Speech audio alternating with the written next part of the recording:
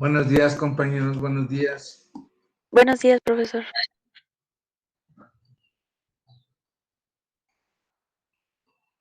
Buenos días. Buenos días, profe. Buenos días. Buenos días, profesor. Buenos días.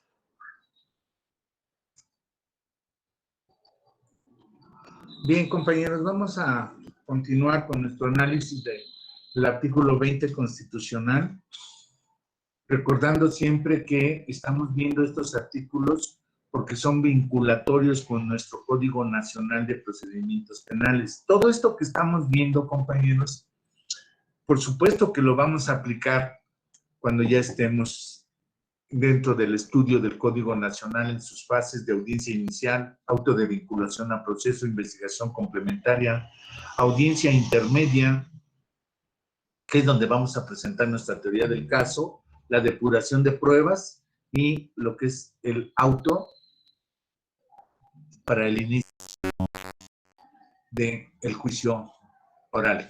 Y decíamos que en el juicio oral, pues vamos a determinar sino el desahogo de las pruebas, las cuales tiene que estar viendo directamente el juez para que haga una valoración de las mismas y pueda imponer una pena. Todo esto, por supuesto, compañeros, recuerden que si ya estamos en práctica forense, es porque estamos determinando ya qué delitos son de los que nos acusa el Ministerio Público y con qué nos va a demostrar el Ministerio Público la comisión de esos delitos. Por su parte, la defensa, por supuesto, también va a determinar qué delitos son los que efectivamente aparecen del ejercicio de la acción penal del Ministerio Público, para en ese caso también saber qué elemento quiere destruir y desde ese momento plantear su teoría del caso. Por eso estamos viendo estos elementos. Se los reitero esto para que entiendan por qué estamos analizando estos delitos, porque son normas máximas que deben de aplicarse en nuestro proceso penal. Claro, ahora ya con el acusatorio y oral. Bien. Nos habíamos quedado, si mal no recuerdo, dentro del apartado B de los derechos de toda persona imputada, habíamos comentado sobre la presunción de inocencia. Y dentro de la fracción segunda, habíamos hablado también a declarar o guardar silencio. Y les hacía yo comentario en este sentido de que muchos abogados le dicen a su defenso que no declare. Les decía yo que hay que valorar bien esto de si tú le vas a decir que no declare, que se reserve el derecho de declarar, o si de plano te interesa que declare cómo sucedieron los hechos, porque también de esta manera te da armas para argumentar al juez el por qué él no cometió el delito. Les decía que este es un arma de doble filo. Por un lado, si le dices que se reserve, pues no te está dando oportunidad a argumentarle al juez cuál fue su conducta. Es decir, para tratar de desacreditar desde ese momento. Y nos referíamos entonces a la audiencia inicial. En la audiencia inicial, como posteriormente lo veremos, tiene sus momentos, tiene cada momento para que el juez determine, en auto de vinculación a proceso, determine si le decreta formal prisión, es decir, si lo deja detenido o lo deja en libertad, o en su caso le pone una medida cautelar. Y decíamos entonces que el sujeto puede declarar o guardar silencio de acuerdo a la fracción segunda. Dice, fracción segunda, a declarar o guardar silencio. Desde el momento de su detención se le harán saber los motivos de la misma y su derecho a guardar silencio, el cual no podrá ser utilizado en su perjuicio. Queda prohibida y será sancionada por la ley penal toda incomunicación, intimidación o tortura, La confesión rendida sin la asistencia del defensor carecerá de todo valor probatorio. Ya decíamos a este respecto, nada más para hacer el recordatorio, ¿verdad?, de que la persona no puede estar incomunicada o utilizar la intimidación o incluso tortura para obtener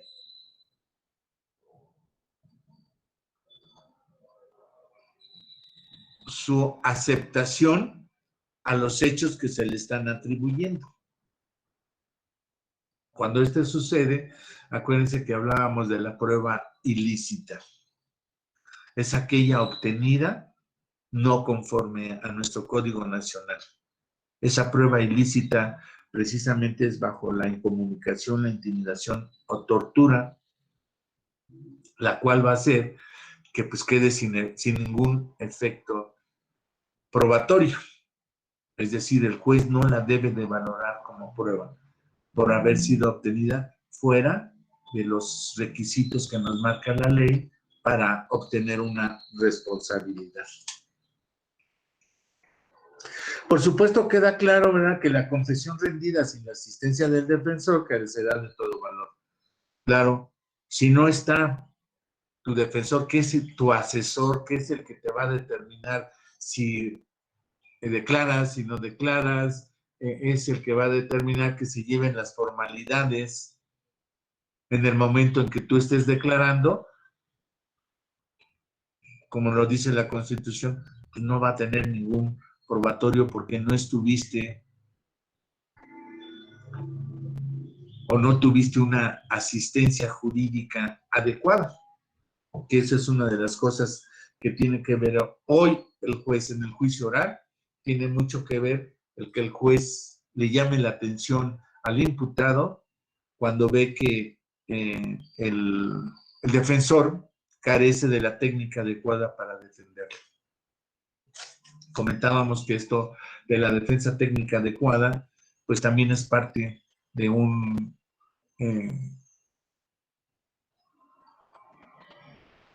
derecho humano, bajo el debido proceso.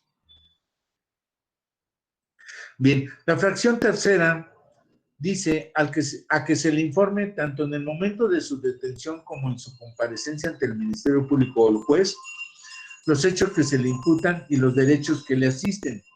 Tratándose de delincuencia organizada, la autoridad judicial podrá autorizar que se mantenga en reserva el nombre y datos del acusador. Claro, esto es, compañeros, en cuanto dice a que se le informe tanto en el momento de su detención como en su comparecencia ante el Ministerio Público o el juez los hechos que se le imputan.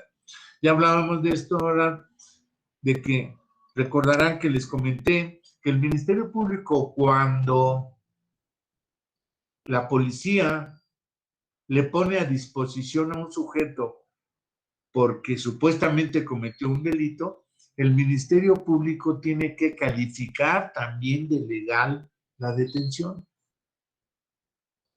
Y les decía yo que en ese momento el Ministerio Público hace un acuerdo que se llama acuerdo de retención, no de detención. Quien detuvo fue la policía. Quien va a retener por 48 horas al sujeto es el Ministerio Público. Y por eso tiene que hacer ese acuerdo de retención. ¿Qué es lo que hace en el acuerdo de retención del Ministerio Público? Va a calificar de legal la detención del sujeto. Es decir, va a ver si la detención fue conforme a la Constitución. Y la Constitución nos dice que solamente una persona puede ser detenida bajo flagrancia, caso urgente u orden de aprehensión.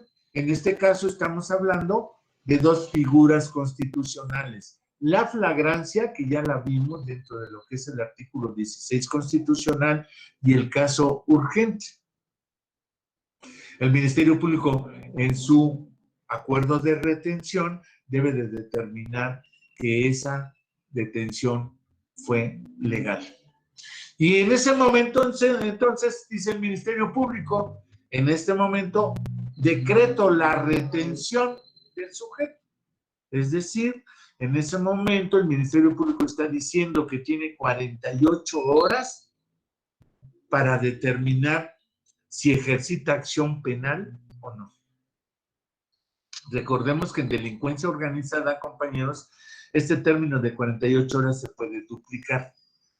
Y veíamos que si al Ministerio Público no le alcanza el tiempo en la duplicidad de este término, entonces se tendría que ir a la figura del arraigo. Y dentro del arraigo veíamos que hay dos términos. El primero de 40 días y el segundo de otros 40 días y hasta ahí nada más, en delincuencia organizada. Pero también habla que se le informará los hechos que se le imputan, ya sea ante el Ministerio Público o el juez. Bien, en el Ministerio Público nos van a informar por qué delito va a investigar el Ministerio Público y por qué nos retiene. Repito, ojo, cuestión técnica. El Ministerio Público para investigar el delito retiene, no detiene. ¿Quién detiene? ¿Qué es la detención? La privación física de la libertad del sujeto. ¿Y esto quién lo hace? El policía. El policía es el que nos detiene. No es el Ministerio Público el que nos detiene. El Ministerio Público nos retiene para efectos de sus 48 horas. Y lo primero que tiene que hacer el Ministerio Público también, al hacer su acuerdo de retención, es calificar de legal la detención y señalar que a partir de ese momento empiezan a correr sus 48 horas. Y les decía yo, ¿cuándo lo va a hacer el juez?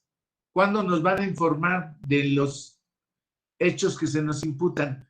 En la audiencia inicial. ¿Sí? En la audiencia inicial, acuérdense que el Ministerio Público formula la imputación.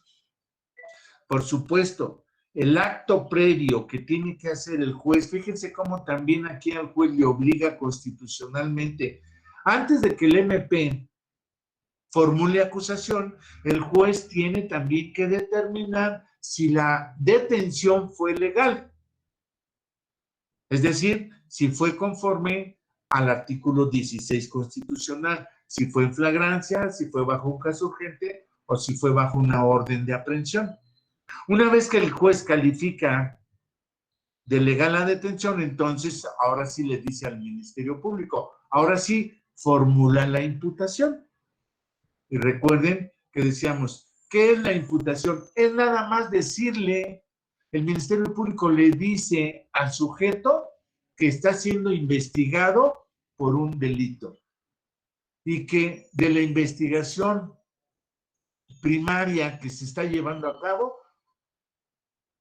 lo acusa una persona, o sea, hay una denuncia, recuerden que es una formalidad, hay una denuncia, hay unos testigos y le dice que le está investigando por ese delito. No tiene que decirle si tiene pruebas, si no tiene pruebas, no, nada más le va a decir quién lo está denunciando y qué, en base a qué elementos le está haciendo la imputación del delito. Allí es donde se cumple este artículo constitucional, esta fracción tercera del artículo 20 constitucional en su apartado B, cuando dice que se le informará del delito que se le imputa y los derechos que le asisten. Tú tienes derecho a una defensa adecuada, tienes derecho a no declarar, ¿sí? Tienes derecho a la libertad bajo una medida cautelar. O sea, el juez le hace saber esos derechos. El Ministerio Público, por supuesto, también le tiene que decir cuáles son los derechos que tiene, pero se formalizan más en la audiencia inicial, ya que una vez que el Ministerio Público ejercitó acción penal. Dice, tratándose de delincuencia organizada, la autoridad judicial podrá autorizar que se mantenga reserva el nombre y datos del acusador. ¿Para qué efectos? Para proteger los derechos de la víctima, los derechos del denunciante. A veces hacemos denuncias que no queremos porque nos pueden atacar, nos ponemos en peligro, y entonces el juez nos dice si quiere o si queremos que se hagan públicas nuestros datos, nuestro nombre, nuestro domicilio. Y en materia de delincuencia organizada nos dice la Constitución que deberá de mantenerse en reserva esos datos precisamente para protección de la víctima o del ofendido. Hay un segundo párrafo aquí en la fracción tercera que dice: la ley establecerá beneficios a favor del inculpado, procesado o sentenciado que preste ayuda eficaz para la investigación y persecución de delitos en materia de delincuencia organizada. ¿A qué se refiere este párrafo, compañeros? Pues se refiere precisamente a aquellos criterios de oportunidad. Si un inculpado acepta un criterio de oportunidad y dice: yo voy a declarar y voy a hacer saber todo lo que sé respecto a este delito y de todo lo que se puede investigar. Ya hemos tenido, de hecho, ahorita aquí en México tenemos dos situaciones que se refieren a estos beneficios que señala la Constitución. Uno de ellos es de Luis Lozoya, exdirector de Pemex, quien lo trajeron de España, declara y dice: me acojo al beneficio del artículo 20 constitucional, voy a declarar y voy a señalar quiénes estuvieron conmigo, quiénes me apoyaron para cometer el delito o quiénes cometieron otros delitos. Pero ¿qué es lo que quiero? ¿Cuál es el beneficio que puede obtener? 2, una reducción de pena o incluso que no se le sancione.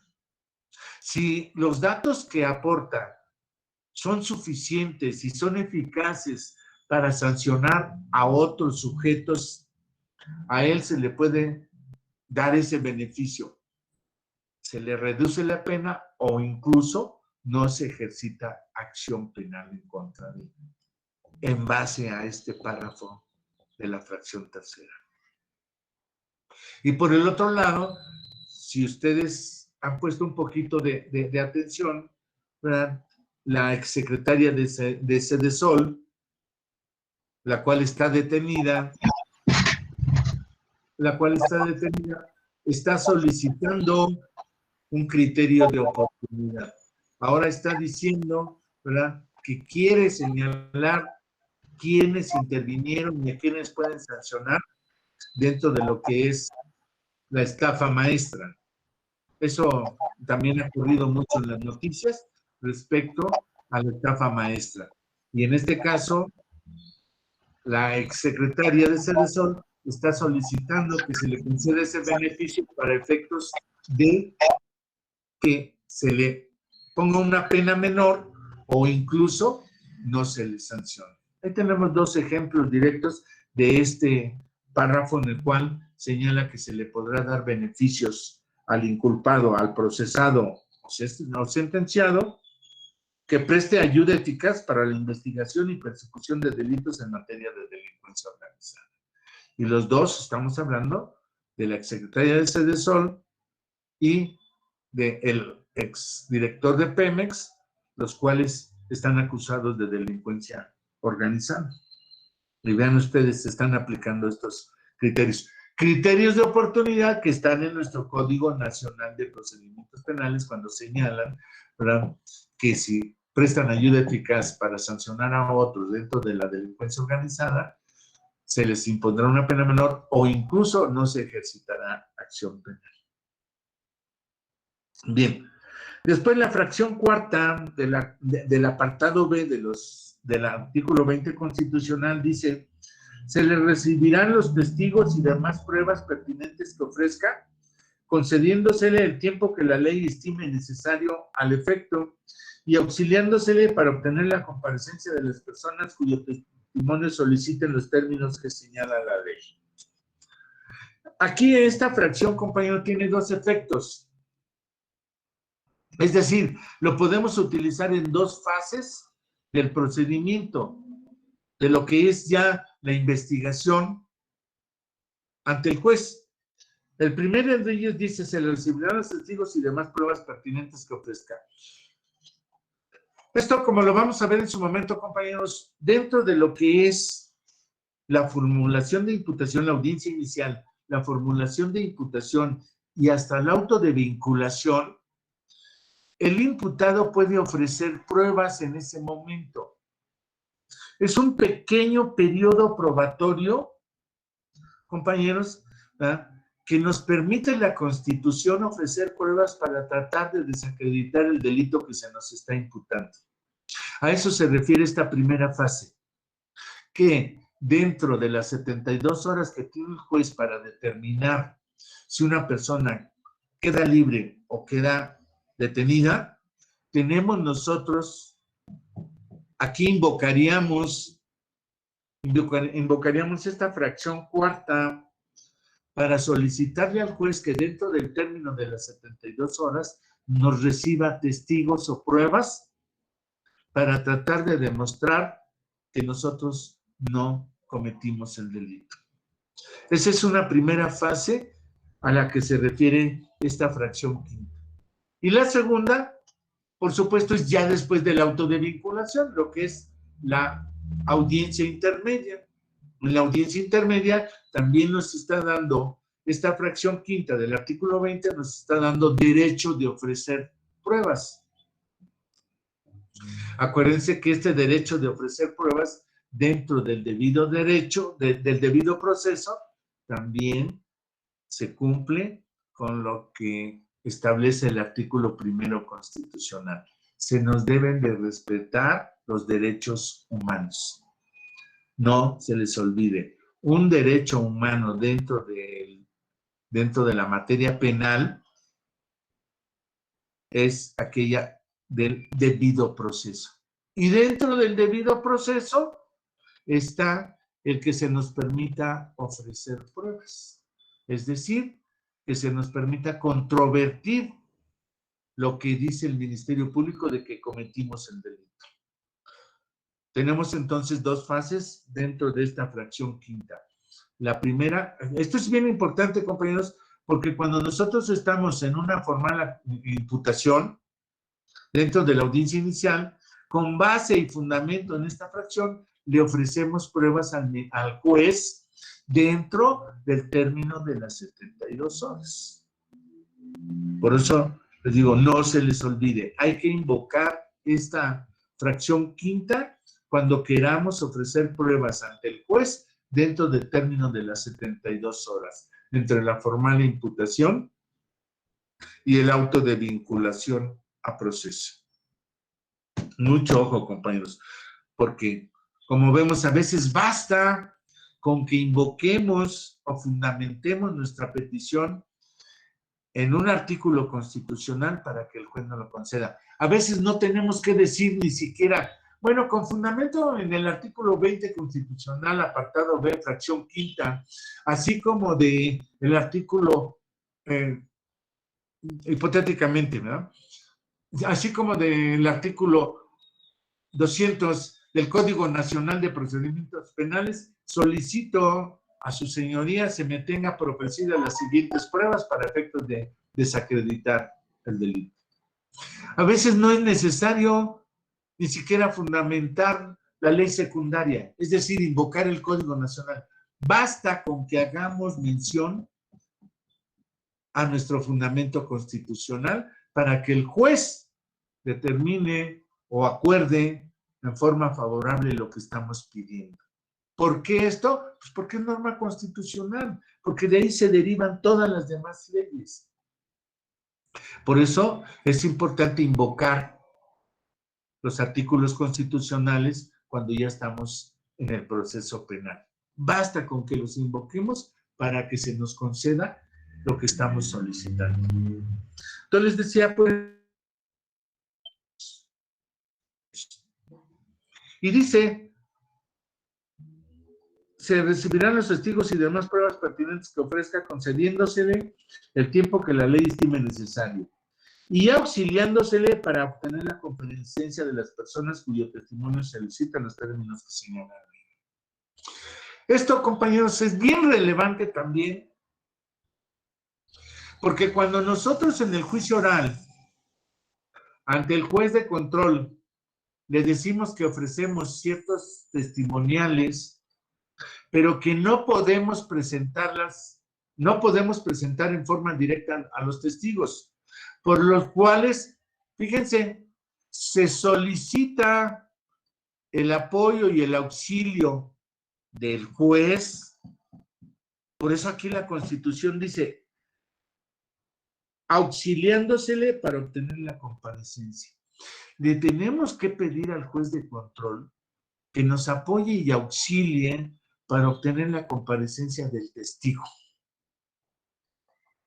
Hay testigos que podemos presentar nosotros directo y cuando los ofrecemos decimos, comprometiéndome a presentar al testigo el día y hora que señale.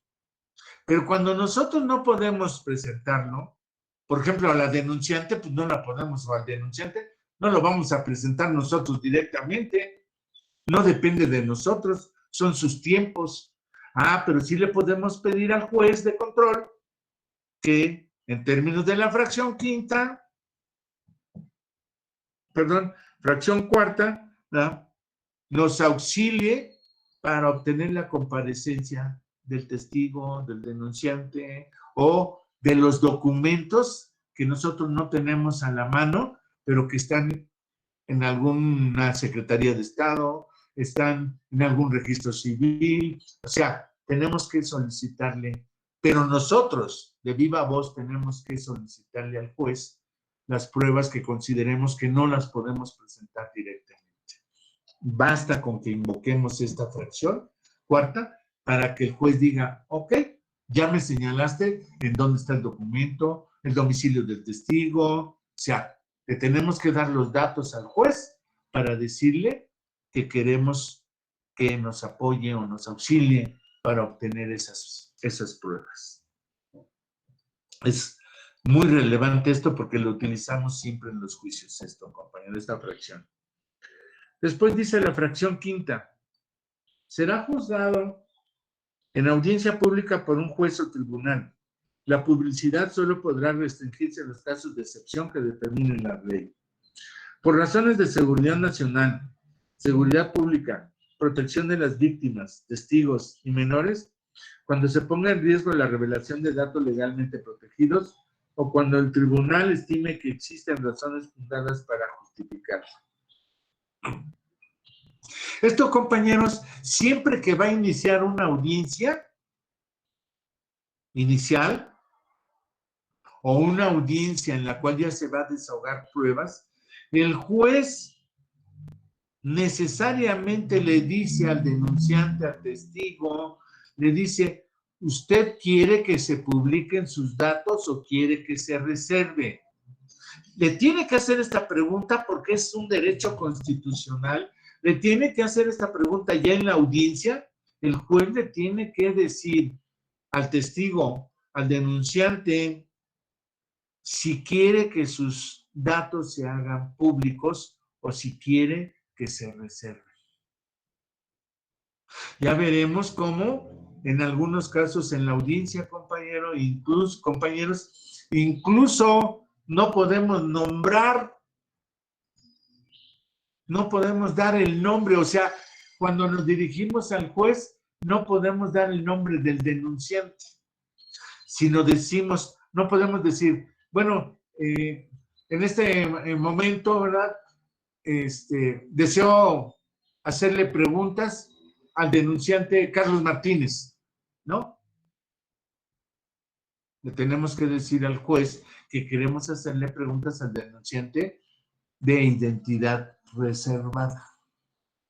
Fíjense cómo es tan importante el que tengamos nosotros conocimiento de estos efectos constitucionales que se van a presentar dentro del desahogo de pruebas.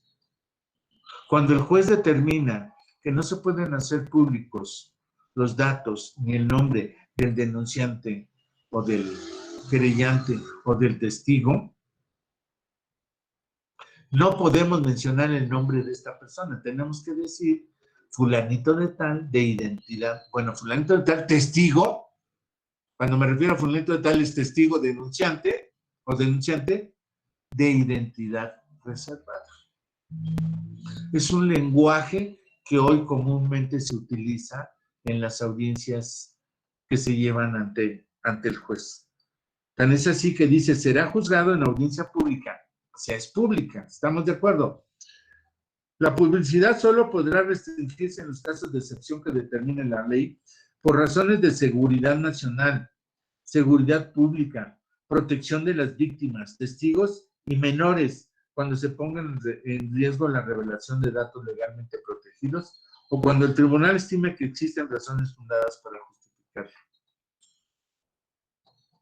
Aquí hay casos, compañeros, en que en los delitos de violación ya en audiencia no se puede nombrar a la denunciante o a la víctima por razones de seguridad. Imagínense ya en un delito federal en donde se manejen cuestiones de seguridad nacional o de seguridad pública, pues es todavía más relevante, más importante, ¿verdad? En una cuestión. ¿Recuerdan ustedes cuando detuvieron en Los Ángeles al general Cienfuegos?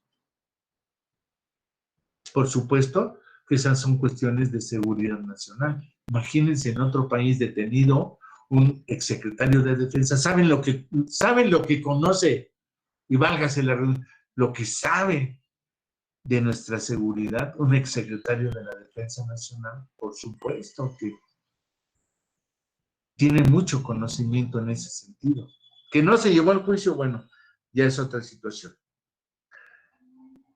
Dice un segundo párrafo de esta fracción quinta. Dice, en delincuencia organizada, las actuaciones realizadas en la fase de investigación podrán tener valor probatorio cuando no puedan ser reproducidas en juicio o exista riesgo para testigos o víctimas. Lo anterior, sin perjuicio del derecho del inculpado de objetarlas o impugnarlas y aportar pruebas en contra. Si ustedes se fijan, aquí ya es una cuestión específica la que señala esta fracción quinta, en tratándose de delincuencia organizada. ¿Por qué, compañeros? Bueno, pues porque a veces en materia de delincuencia organizada, como lo señala así aquí, hay cosas que no pueden ser reproducidas en juicio. Casos de seguridad nacional. Casos, por ejemplo, imagínense donde hay un video de una violación a un menor. ¿Ustedes creen que se va a reproducir públicamente? Pues claro que no. Una cuestión de delincuencia organizada, ¿ustedes creen que se va a emitir en forma pública? No, a eso se refiere, que podrá haber esas excepciones. Pero dice aquí mismo la Constitución, dice, oye, el hecho de que tú no se reproduzca no quiere decir que no tengas conocimiento de esa prueba. Sí, se va a hacer en forma privada. Y tienes derecho a objetarla y controvertirla, aun cuando no se haya hecho pública en el juicio. A eso se refiere esta fracción, compañeros. ¿Sí? Hay que tener mucho cuidado dentro de cuando ya se abre el proceso penal acusatorio, ¿sí? Hay que tener mucho cuidado porque hay un periodo, compañeros, donde precisamente en la audiencia intermedia, ¿verdad?, se abre el derecho probatorio, se abre el derecho a tener conocimiento de qué pruebas está utilizando el Ministerio Público para acusarme. Pero esas pruebas puede ser que estén bajo una de estas situaciones que dice esta fracción. No pueden ser mostradas en público. Eso no significa que el Ministerio Público no me haga saber esa prueba, que me lo haga, que no se desahogue o que no se presente en las audiencias. Eso no significa que no tenga yo conocimiento de esas pruebas. Imagínense si de pronto sale el Ministerio Público con que yo tengo esta prueba y no se la hice saber a la defensa, pues me deja en estado de indefensión y por supuesto es materia de amparo. Por eso la Constitución en este caso nada más habla de que independientemente de que no se presenten en público, nos tienen que hacer del conocimiento de esas pruebas para poderlas controvertir, para poder decir si estamos de acuerdo con esa prueba o no, o, en su caso, rebatirla, porque si no, nos dejarían en un estado de indefensión. Les repito y les vuelvo a recalcar. Todo esto lo vamos a ir viendo ya dentro de lo que es el proceso y dentro de lo que ustedes van a hacer. Recuerden que ustedes van a crear un delito. Es decir, ustedes van a crear una denuncia, van a crear un auto de vinculación, van a crear una audiencia intermedia, ¿verdad? Y van a crear un juicio oral. Todo esto lo vamos a tener que aplicar y lo vamos a tener que ir viendo sobre la marcha en el Código Nacional. Bien, después dice la fracción sexta de este apartado B de los derechos de la persona imputada. Les serán facilitados todos los datos que solicite para su defensa y que consten en el proceso. Esto reafirma lo que estamos diciendo. El hecho de que no lo hagas público en una audiencia no significa que no me lo hagas saber. Esta fracción precisamente es lo que permite a nosotros excepcionarnos y decirle al juez que no nos hicieron del conocimiento todo el material probatorio que había. ¿Qué implica esto? Un estado de indefensión. ¿Qué implica un estado de indefensión? Me voy al amparo, ¿verdad? Porque no me diste el derecho humano bajo el debido proceso de hacerme del conocimiento todo el material probatorio. Vean ustedes qué se tiene que invocar. Un estado de indefensión, el cual afecta al debido proceso y este debido proceso afecta mis derechos humanos dentro del proceso penal. El crear ese estado de indefensión. En el segundo párrafo de esta fracción sexta, dice, el imputado y su defensor tendrán acceso a los registros de la investigación cuando el primero se encuentre detenido y cuando pretenda recibírsele declaración o entrevistarlo. Es decir, volvemos a lo mismo. Cuando el Ministerio Público hace su acuerdo de retención, nombra al defensor privado o defensor particular, y entonces este defensor particular y el imputado tienen acceso a todo el material probatorio que tiene el Ministerio Público para que él pueda emitir una declaración. Mucho ojo, compañeros. Esto que estamos diciendo a veces no lo cumple el Ministerio Público. Simplemente nos dice que estamos detenidos y que hay un denunciante y que es testigo y que tenemos esto. A ver, declárame sobre lo que dice la denunciante que tú hiciste. Y no nos da acceso, a veces el Ministerio Público todavía, algunos ministerios públicos, que yo creo que es más del 50%, todavía se comportan como cavernícolas. Creen que todavía estamos hace 50 años. No nos dan acceso a los registros. En ese momento, ¿verdad? Uno como defensor debe de alegar y decirle no. A ver, te invoco este artículo. Es más, te lo pongo por escrito. Acuérdame, te voy a meter el escrito en el cual te digo que me des acceso al registro o información de acuerdo a lo que dice el párrafo segundo de la fracción sexta del artículo 20 constitucional en su apartado B. ¿Para qué? Para que si tú me niegas el acceso a esa información, me amparo. O, acuérdense, no me amparo. Simplemente le digo al juez de control que no se me dio derecho a la información antes de mi declaración. ¿Saben qué le va a decir el juez al Ministerio Público? ¿Sabes qué, juez? Todo esto queda nulo. Vuelve a reponer el procedimiento y dale acceso a toda la información. Esos efectos tiene esto, compañeros. Por eso es bien importante esto. Dice, asimismo, antes de su primera comparecencia ante juez, fíjense cómo primero habla del Ministerio Público. El imputado y su defensor tendrán acceso a los registros de la investigación cuando el primero se encuentre detenido y cuando pretenda recibírsele declaración o entrevistar. Estamos hablando de que el Ministerio Público va a recibir mi declaración o me va a entrevistar. Y la segunda parte dice, asimismo, vean cómo lo liga, dice asimismo, antes de su primera comparecencia ante el juez, podrán consultar dichos registros. Vean ustedes cómo habla de dos momentos. Cuando dice asimismo, es porque se está refiriendo a la primera declaración ministerial, a la segunda, y a la segunda cuando dice, a la segunda cuando dice asimismo ante el juez. Por supuesto, está hablando primero de la declaración ministerial y después de la declaración judicial.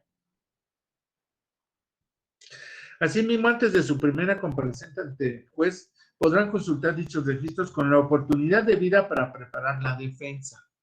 Estamos señalando, no me diste derecho a los registros, no me informaste de que tenías esas pruebas, me estás dejando en estado de indefensión. Por eso hay que tener mucho cuidado en estas fases.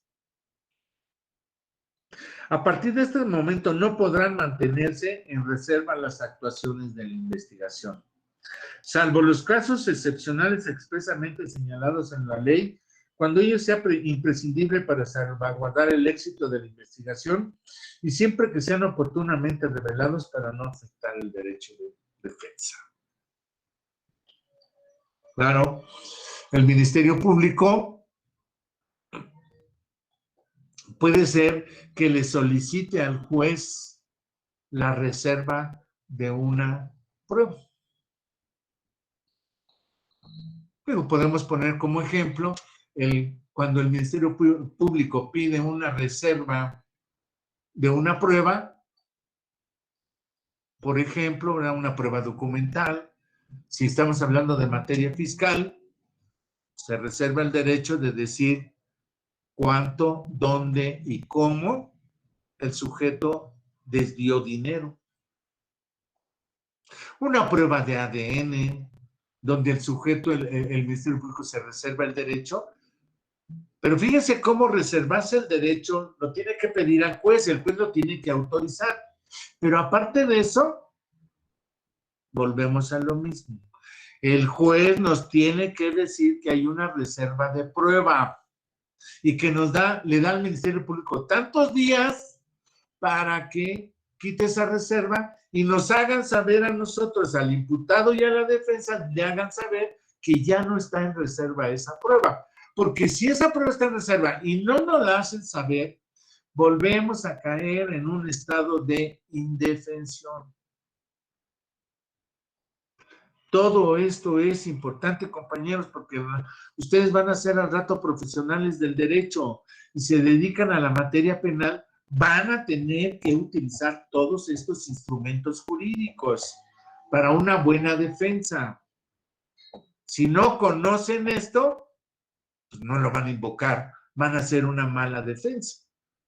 No va a ser una defensa técnica adecuada, sino que va a carecer, ¿verdad? Pues, en este caso, de mucho desconocimiento de la ley. Bien. Después dice la fracción séptima. Aquí, compañeros, también pongan atención en esta fracción séptima. Dice, será juzgado antes de 4 años si se tratare de delitos cuya pena máxima no exceda de 2 años de prisión y antes de 1 año si la pena excediere de ese tiempo, salvo que solicite mayor plazo para su defensa. Fíjense que aquí hay, por eso les digo, es bien importante. Hay gente que tiene 4, 6, 7 años de estar siendo juzgado. Esto es violatorio de esta fracción constitucional. De verdad, compañeros, hay muchísima gente que tiene 3, 4 años de estar siendo juzgado. Y aquí la Constitución dice que será juzgado antes de 4 meses si se tratara de delitos cuya pena máxima no exceda de 2 años de prisión y antes de 1 año si la pena excediera de ese tiempo. ¿Saben qué están haciendo hoy los jueces, los abogados? Cuando excede de estos términos, por supuesto, le dicen al juez, con fundamento en la fracción séptima del apartado B del artículo 20 constitucional, solicito que mi asunto se pase a sentencia, porque ya se excedió de los términos que señala para que yo sea juzgado. Por supuesto, esta fracción es nueva, compañeros. Esta fracción es para los juicios orales, porque los juicios tradicionales, es decir, los juicios que se llevaban todavía antes del Código Nacional de Procedimientos Penales, les repito, todavía hay gente que está siendo juzgada después de 4 o 5 años. Entonces, es violatorio. El no ser juzgado dentro de estos términos es violatorio de la Constitución. Mucho ojo en esto, compañero. Nos ayuda a veces, ¿no? ¿Por qué? Porque el Ministerio Público todavía no tiene bien acreditado el delito, pero como ya estamos dentro de los términos para ser juzgados, solicitamos esto y a veces le ganamos al Ministerio Público. Porque el Ministerio Público también, como la defensa adecuada, pues el Ministerio Público también es un órgano técnico. Entonces, el Ministerio Público debe de estar pendiente también de estas situaciones de ser juzgado en los términos en que señala esta fracción séptima. Hay que ver toda la fase procesal. No nada más nos interesa el Ministerio Público, no nada más nos interesa el juez, no, nos interesa también cuáles son los efectos de ese procedimiento o de ese proceso penal acusatorio, sus términos, sus condiciones, que eso es lo que estamos viendo en estos artículos. Bien, le dejamos hasta aquí, compañeros. Mañana vamos a ver el derecho a una defensa técnica adecuada, ahí hay mucho que comentar, porque se cometen muchos errores. Nos vemos el día de mañana, compañeros. Que tengan un excelente día. Que está bien, profesor. Hasta luego. Hasta mañana, profesor. Cuídese. Buen día, profesor. Hasta luego, profesor. Gracias. Hasta luego,